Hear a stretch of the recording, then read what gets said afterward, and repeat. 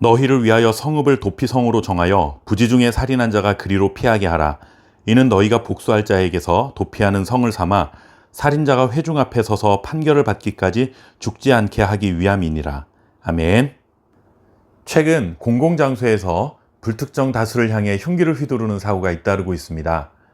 이런 범죄로 인해 부상을 입는 것은 물론이고 갑작스럽게 생명을 잃게 되는 정말 안타까운 일들이 발생되고 있죠.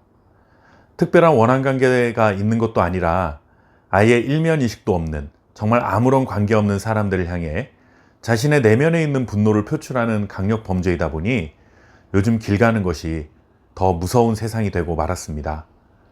이렇게 강력 범죄가 횡행하게 되면 사람들은 일반적으로 범죄자들에 대하여 강력한 처벌을 요구하는 목소리를 높이게 됩니다. 사람을 죽일 정도의 중죄인이니 중형을 받게 된다는 것을 보여줘서 다시는 이런 범죄가 반복되지 않도록 본보기를 보여주어야 한다는 것이죠. 이러한 기대처럼 정말 중형이 선고되기도 하지만 때로는 납득이 되지 않는 기대 이하의 선고가 되는 경우도 있습니다. 똑같이 살인을 저질렀는데 이렇게 다른 판결이 나오게 되는 이유는 무엇일까요?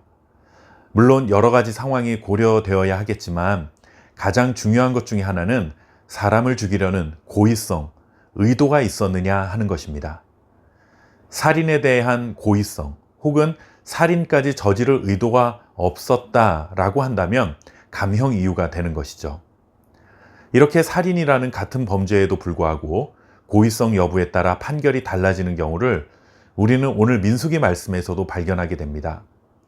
이스라엘 백성들이 가나안 땅에 들어가서 지파별로 땅을 분배받게 되지만 레위 지파는 여기서 제외되었습니다. 대신에 레위 지파가 아닌 다른 지파들이 레위인들이 거주할 수 있는 성읍을 제공해서 레위인들이 이스라엘 12지파 속에서 흩어져 살아가도록 하셨죠. 이렇게 레위인들에게 주어진 성읍이 모두 48개였습니다. 48개의 성읍에 레위인들은 흩어져 거주하면서 이스라엘 백성들이 여호와 하나님에 대한 신앙을 지켜가도록 도와주었습니다. 이 48개의 성읍 중에서 하나님은 특별히 6개의 성읍을 도피성으로 구별하라 하셨습니다. 도피성은 살인을 저지른 사람들이 피신할 수 있는 성읍을 말합니다. 살인한 자가 6개의 도피성 중에 어느 하나에라도 피신하게 된다면 그는 그 도피성의 제사장 보호 아래 살면서 다른 누구도 그에게 보복하지 못하도록 한 것입니다.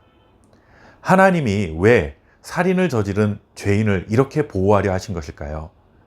여기서 우리가 기억해야 할 것은 도피성의 모든 살인자가 피신할 수 있었던 것이 아니라 고의성이 없는 살인에 대해서 피할 길을 주신 것입니다.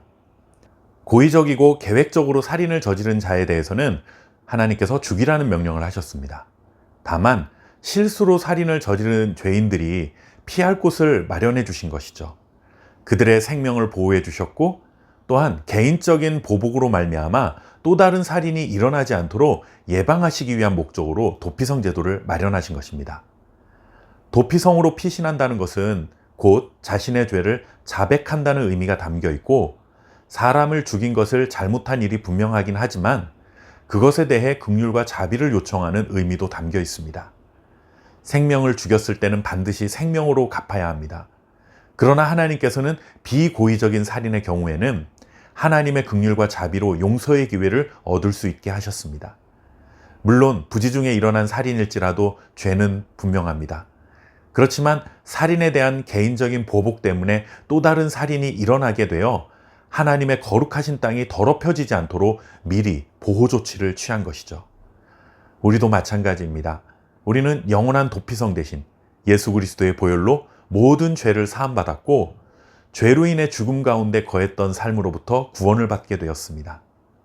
예수님이 우리 대신 생명을 내어놓으셨기 때문에 예수님을 믿는 우리들은 더 이상 우리의 생명으로 죄값을 갚지 않더라도 영생을 누리며 살아갈 수 있는 기회를 얻었습니다.